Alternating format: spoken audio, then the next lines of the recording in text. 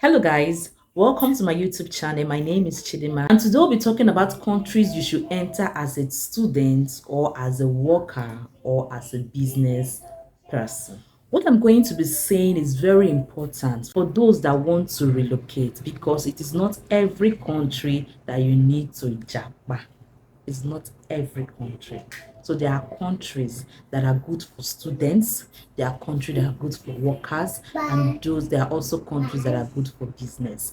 So in this video, I'll be talking about the countries that are good for all the specific people, so that students will not go to countries that are good for just business, or business persons going to countries that are good for studies. So I will advise you to watch this video to the end, and if you find value in this video, please do not forget to give this video a thumbs up, so that you help to encourage me in making videos like this.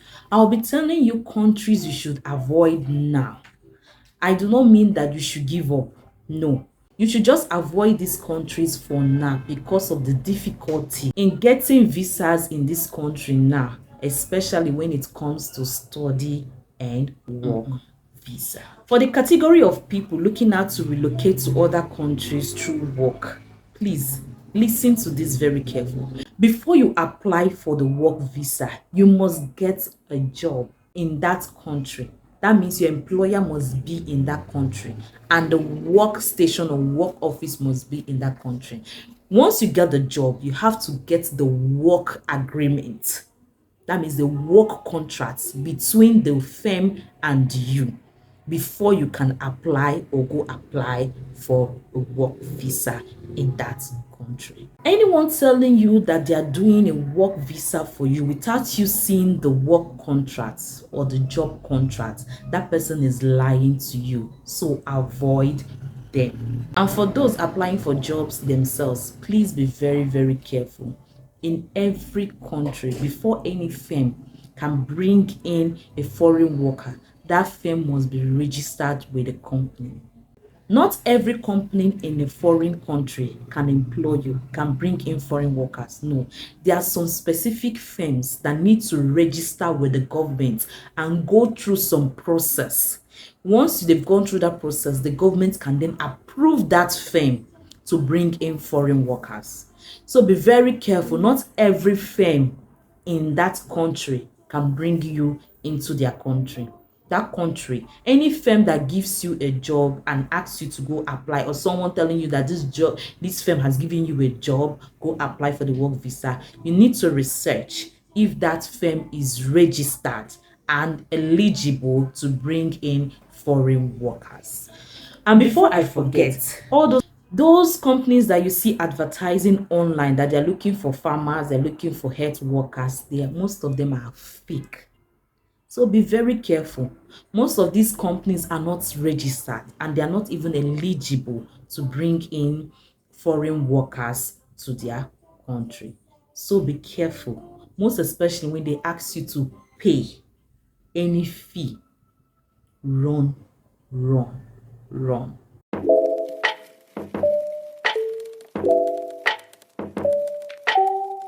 Now, let's look at the countries you should avoid now.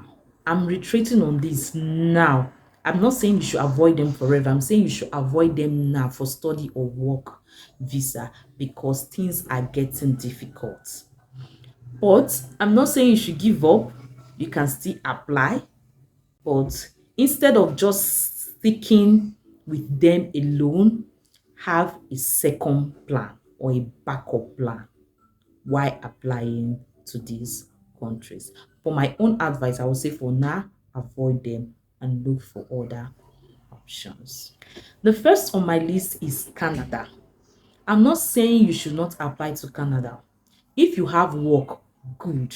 You can go ahead and apply for work visa, most especially if that company is eligible to bring you into the country. If the company is not, please abort that mission.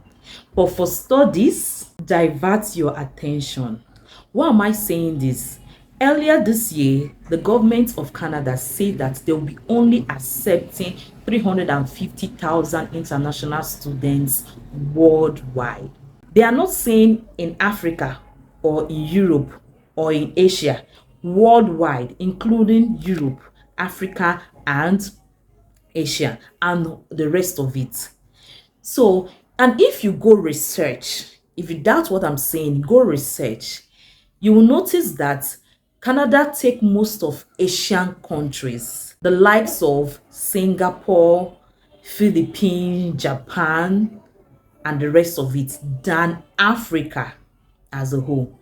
So if you as an African is applying, the competition is very, very high.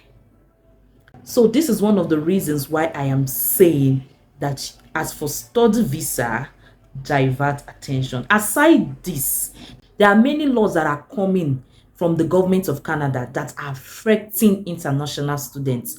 The new one that is coming is the one that will affect postgraduate work permit. You know, as before, when you study in Canada, you can, after study, you can stay back and work. Depending on, if you study for 1 year, you get a 1 year work permit. If you study for 2 years, you get a 3 years work permit. But that will soon change. The rumor is that it will soon change. And also the idea of getting a permanent residency after studies is something else. So divert your attention if you're thinking about Canada. It is no longer favorable for international students. They have a lot of international students already. Those that are finishing, those that have a postgraduate work permit, and they're not able to convert them as permanent residents. So the crowd is much. They accepted a lot last year and beyond. So, and the crowd they accepted was overwhelming for the government. So they are trying to cut down the acceptance of international students. Though international students are giving them money, but the issue of housing presently is giving the government a serious issue. So their only solution is to cut down the intake of international students. So I would advise you, divert your attention if you are thinking or looking at going to Canada. But if you insist and want to continue, there is no problem. You can try, but always have a backup plan. The second country is the United States of America. The issue with USA is that of appointment dates.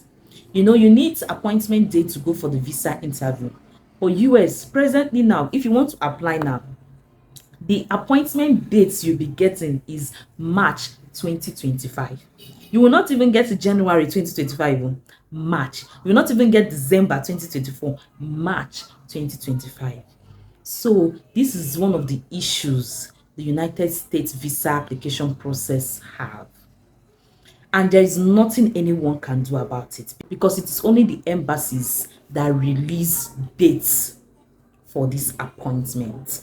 But if you have a fully funded scholarship, you can go ahead and apply. There will always be a way for you if you are fully funded, if you have a fully funded scholarship. And another thing you need to have in mind is that as a student in the United States of America, your spouse is not entitled to work. That means as you are studying, only you can study and work for 20 hours. Your spouse cannot officially work. Only what your spouse needs to do is stay at home or do any menial jobs that they call cash jobs. But if it is officially confirmed that your spouse is working, you will have a problem, and your spouse will also have a problem. So right now, United States of America is not an option for you. Unless if you want to try, make sure you have a backup plan. The next country to avoid is Germany. Germany has the same issue with the United States of America, the issue of appointment dates. Getting appointment dates for Germany's visa is difficult. But if you can get an appointment date in Germany and get the visa, lucky you, because Germany is a wonderful country. free tuition, everything. And there was a video I made back that there is a new law that was made by the government that you can work 9 months, is it 9 months or 8 months before you can start working. There is an opportunity for you. You can go in now for studies and say, no, I want to work for 9 months. I want to work for 8 months before I can start my studies. This is to help you. Though there is no tuition, but it's to help you to relax and then study very well. Getting to Germany is a great one, but the problem right now is the appointment date. So divert your attention from Germany. The next country to avoid now is Malta, except you are in for tech visa. Same with Sweden. These countries are only interested in tech students. So if you're not into the tech, just avoid Malta and Sweden. For Belgium, you can go in as a student or as a worker, but as a visitor, I will not advise you to try it. Going as a student or as a worker is your best option for Belgium. Then for Australia, you can go in as a student or as a worker. This country is good for students and still good for worker. But remember, if you want to apply for a study visa, you need an admission letter. And if you want to apply for a work visa, you need a work contract. Another country you need to avoid is India, unless you are going for a business purpose or a medical purpose. Before I forget, another country that you need to avoid is Russia and Northern Cyprus. Don't even try it. Divert attention. Abort mission. Those in Russia, they're even looking for a way to come out from the country and they cannot. And you want to go in. Abort that mission. And for Northern Cyprus, this one is a first-hand information. I know someone that went there and came back. If you want to struggle, yes, struggle is the reality of every relocation. But this their own struggle is grade by grade. This one is suffering struggle. If you want to struggle, go to Northern Cyprus. Unless you have enough money, that is, you are financially buoyant enough, then you can go to Northern Cyprus. And if you think you just want to study and come back, I don't even know how is the level of their education there, say. Whenever I heard someone saying I want to go to Cyprus to study, for what? What do you want to go there to do? After study, there is not even job for you. 3 persons I know of that went to study in Cyprus. One of them said after doing masters, went to do PhD, and after that, she came back to Nigeria because there is nothing there. So avoid these places if you want to go for study or work.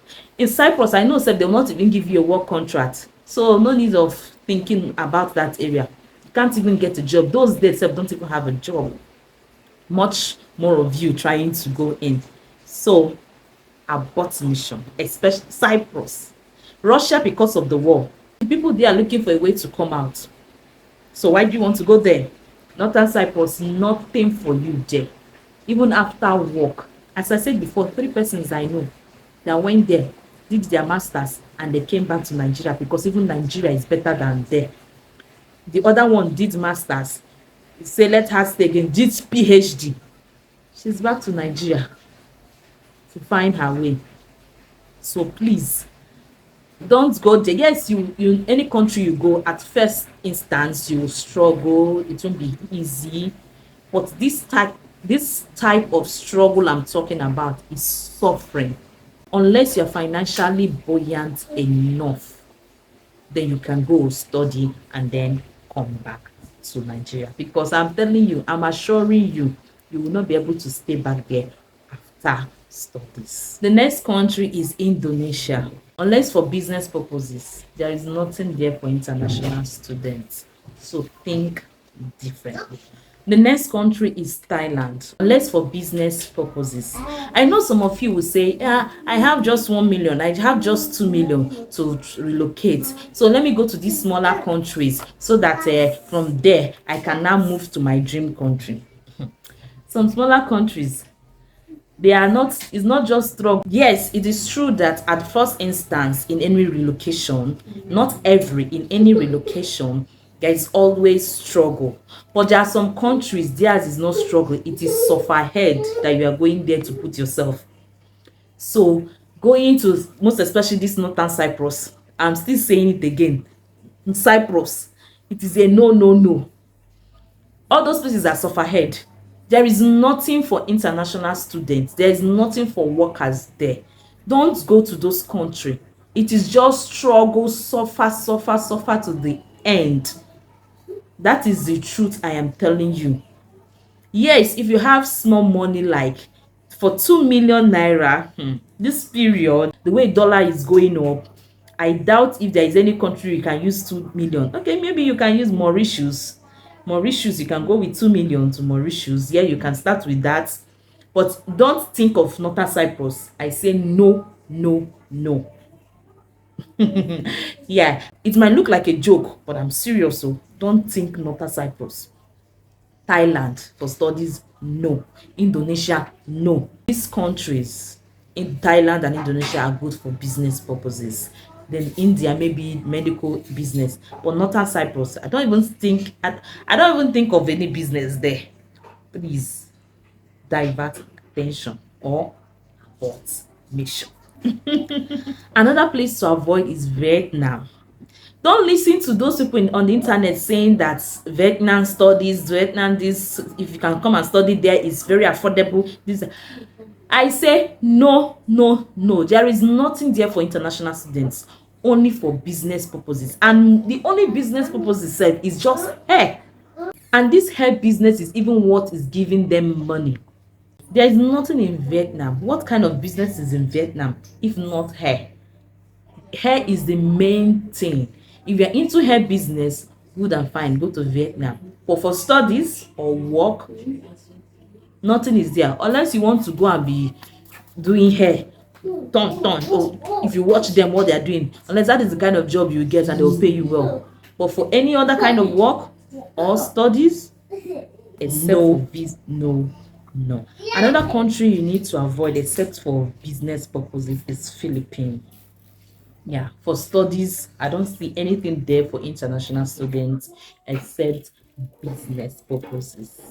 And also have this in mind that if you go to Philippines with a visitor's visa, you cannot apply to any other country while in Philippines. You must have to come back to your home country before you can apply for another country. Another country is Cambodia, unless for business purposes. Same with Turkey, unless for business purposes. Anything for studies or work, avoid Cambodia and Turkey. I've always said and advised that if you want to go to any country as a student or as a worker, go to countries that after studying you can stay back and work to take care of yourself and your family, and also settle down and live there, either as a student or as a worker. Then from there you can now pursue for their permanent residence and also further pursue for their citizenship.